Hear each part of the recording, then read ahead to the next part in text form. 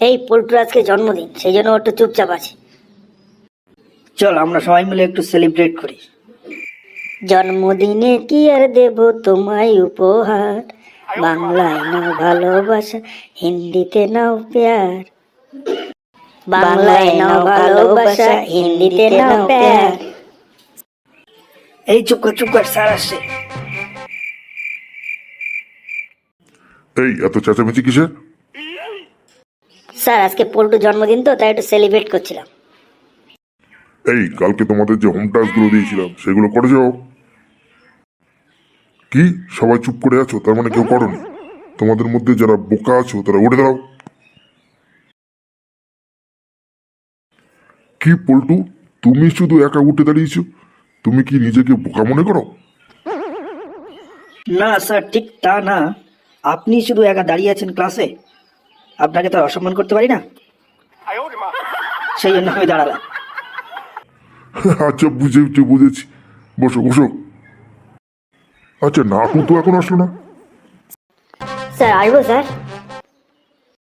হ্যাঁ তাড়াতাড়ি এসো। এই দাঁড়া, তোরা তো দেরি হলো কেন রে? স্যার কি করবো স্যার, আমার ঠাকুরমা মারা গেছে, এই জন্য দেরি হয়ে গেল। বদমাইশ, তোর আগে যে কদিন জিজ্ঞাসা করেছিস তুই সেই কদিনই বলেছিস তোর ঠাকুরমা মারা গেছে। তোর ঠাকুরমা কটা? কি করবো স্যার, আমার ঠাকুরমা যখনই মারা যান তখন আমার দাদু আর একটা নতুন করে বিয়ে করেন। আচ্ছা নাটু, তোর বুদ্ধির কোনো জবাব নেই নাটু। যা তুই জায়গায় যা। আচ্ছা পল্টু বলো তো, ভদ্রলোক এবং অভদ্রলোকের মধ্যে পার্থক্য কি? স্যার দুজনেই বাস দেয় স্যার, একজন হেসে হেসে আর একজন রেগে গিয়ে। আরে বাবা পল্টু, তোরও তো বুদ্ধি খুব। আচ্ছা বাবা নাটু বলো তো, তুমি বড় না তোমার বাবা বড়? স্যার অবশ্যই আমি বড় স্যার। কি করে? কেন স্যার, আমি জন্মানোর পরেই তো তিনি বাবা হয়েছে। আরে না নাটু, তোর কোনো জবাব নেই নাটু বাবা। বস বাবা বস। আচ্ছা টোনা, তোমাকে একটা সহজ অঙ্ক জিজ্ঞাসা করি, বলো দেখি। বলুন স্যার। আচ্ছা বলো তো, একটি আম গাছে 15টি কলা আছে, তার থেকে 10টি জাম পেড়ে নেওয়া হলো, তাহলে কটি কুকুর অবশিষ্ট থাকবে? স্যার 5টি স্যার। বাহ, ঠিক বলেছো তো। তা কিভাবে বললে? স্যার আজকে আমি সকালে ছাগলের ডিম দিয়ে ভাত খেয়ে এসেছি স্যার। আচ্ছা ঠিক আছে। আচ্ছা শোনো ছাত্রছাত্রীরা, তোমরা একটা কথা ভালো করে শুনে রাখো। প্রকৃত মানুষ হলো তারাই যারা অন্যের উপকারে এগিয়ে আসে। সে তো বুঝলাম স্যার, তাহলে স্যার আপনি মানুষ হবেন কবে? কেন? স্যার পরীক্ষার সময় যখন আমরা প্রশ্ন নিয়ে বিপদে পড়ি, তখন তো আপনি আমাদের উপকারে এগিয়ে আসেন না। আরে নাটু, তোর বুদ্ধির কাছে আমি হেরে গেলাম নাটু। তুই বস। আচ্ছা বাবু পল্টু, তুমি এই ট্রান্সলেশনটা বলো তো। বলুন স্যার। আমি স্টেশনে পৌঁছাবার আগেই ট্রেনটি ছেড়ে দিল, এর ইংরেজি কি হবে? আমি ইংরেজিতে পারবো না স্যার, আমি চীনা ভাষায় বলতে পারবো স্যার। তাই বলো।在我到达车站之前，火车就开走了。 আরে না পল্টু, তুই আবার চীনা ভাষা শিখেছিস তো? বাহ, ভেরি গুড। বস। আচ্ছা টোনা, আমি যে প্রশ্নটা তোমায় করব শুধুমাত্র ইয়েস অর নো দিয়ে উত্তর দেবে। স্যার সব প্রশ্নের উত্তর কি আর ইয়েস অর নো দিয়ে করা যায় স্যার? কেন যাবে না? স্যার তাহলে আমি আপনাকে একটা প্রশ্ন জিজ্ঞাসা করছি, আপনি ইয়েস অর নো দিয়ে উত্তর দেবেন। বলো। স্যার আপনি এখনো কি আপনার ওয়াইফের সঙ্গে ঝগড়া করেন? হ্যাঁ, এখন আমি কি করে ইয়েস অর নো দিয়ে উত্তর দিই? যদি ইয়েস বলি তাহলে তো বলবে স্যার আপনি ওয়াইফের সঙ্গে ঝগড়া করে, আর যদি নো বলি তাহলে বলবে আগে ঝগড়া করতে। আচ্ছা বুঝেছি টোনা, তুমি বসে পড়ো। তাহলে স্যার বুঝলেন তো, সব প্রশ্নের উত্তর ইয়েস অর নো দিয়ে দেয়া যায় না। ঠিক আছে, বুঝেছি বুঝেছি। বস বস রুনা, বস। আচ্ছা শোনো, তোমাদের একটা কথা বলি। তোমাদের লক্ষ্য যদি স্থির থাকে তাহলে তোমরা পাথর চেপেও জল বের করতে পারবে। স্যার আমি তো লোহা চেপেও জল বের করতে পারি স্যার। কি করে কি করে? কেন স্যার, আমি টিউবওয়েলের লোহার হাতল চেপেই তো জল বের করি স্যার। ওহ নাটু, আমি আর পাচ্ছি না রে, আমি আর পাচ্ছি না। বস বস। আচ্ছা শোনো ছাত্রছাত্রীরা, আজকে আমাদের স্কুলে একজন নতুন ইতিহাস শিক্ষক আসবেন। তিনি তোমাদের ক্লাসে আসবেন। তিনি যেসব প্রশ্ন জিজ্ঞাসা করবেন তোমরা তার ঠিকঠাক জবাব দেবে। বললে কিন্তু স্কুলের সম্মান নষ্ট হয়ে যাবে। ঠিক আছে স্যার।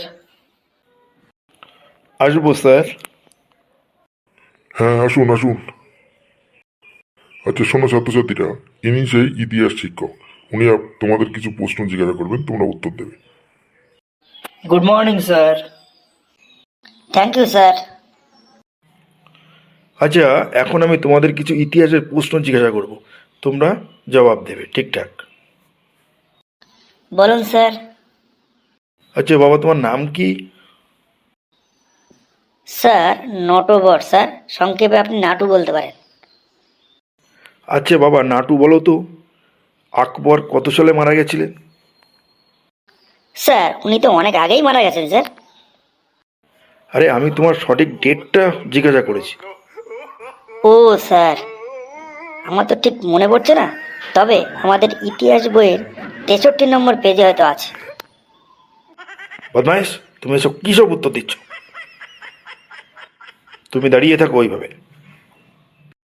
আচ্ছা, তোমরা কি কেউ বলতে পারবে এমন একটা যুদ্ধের নাম করো যেটার ফলে ভারতবর্ষ প্রায় 200 বছর ইংরেজদের অধীনে চলে গেছিল? হ্যাঁ স্যার, পারবো স্যার। তাহলে বলো তো। স্যার পলাশির যুদ্ধ স্যার। ভেরি গুড, বসে পড়ো বসে পড়ো। Thank you sir. আচ্ছা, তাহলে তোমরা পলাশির যুদ্ধ সম্পর্কে একটা রচনা বলতে পারবে? হ্যাঁ স্যার, আমি পারবো স্যার। এই রে, আজকে আবার পল্টু কি রচনা মেশাই কি জানি। এই, তুমি কি কিছু বললে? না স্যার, সেরকম কিছু বলিনি, তবে আপনি পল্টু রচনাটা শুনুন, তাহলে বুঝতে পারবেন। স্যার পলাশির যুদ্ধ 1757 সালে সংঘটিত হয়েছিল। এই যুদ্ধে নবাব সিরাজদৌল্লা পরাজিত হয়েছিল তার বিশ্বস্ত সৈনিক মির্জাপুরের বিশ্বাসঘাতকতায়। এই যুদ্ধে ইংরেজদের মাত্র কয়েকশো সৈন্যের কাছে ভারতীয়রা পরাজিত হয়েছিল। তার কারণ হচ্ছে ইংরেজদের কাছে কামান ছিল। ইংরেজরা ইংল্যান্ডে থাকে।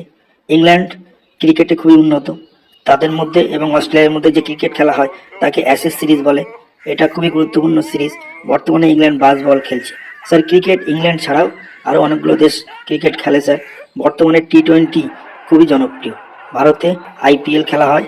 আইপিএল খেলায় প্রচুর পরিমাণে দর্শক হয় এবং আইপিএলের 4 ছক্কা দেখে স্যার মন ভরে যায় স্যার। কিন্তু স্যার প্রকৃত ক্রিকেট হচ্ছে টেস্ট ক্রিকেট।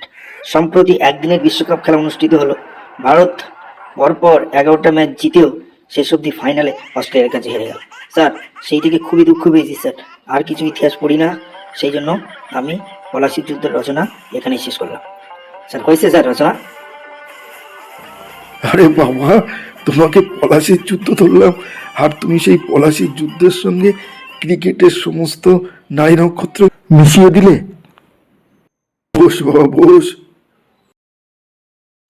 স্যার স্যার, আমি একটা পলাশির যুদ্ধ সম্পর্কে রচনা জানি স্যার। আরে তুই আবার পলাশির যুদ্ধ সম্পর্কে কি রচনা বলবি নাটু? স্যার ধৈর্য ধরে শুনবেন স্যার। ঠিক আছে বল। স্যার আমাদের গ্রামে পলাশী নামক একটি মেয়ে ছিল।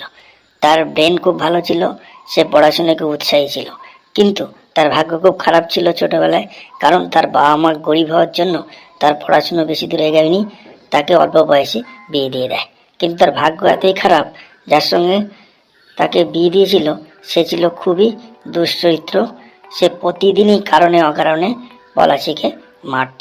একদিন এমন মারা মেরেছিল যে সে অজ্ঞান হয়ে যায়। শুনে তার বাবা মা তাদের বাড়িতে নিয়ে আসে। এইবার পলাশীকে তারা নতুন করে স্কুলে ভর্তি করে দেয়। তারা বই কিনতে পারতো না স্যার। পলাশী অনেক কষ্ট করে অন্যের বই দেখে পড়তো। তার বাবা মা লোকের বাড়িতে কাজ করে মেয়েটাকে পড়াতে শুরু করে।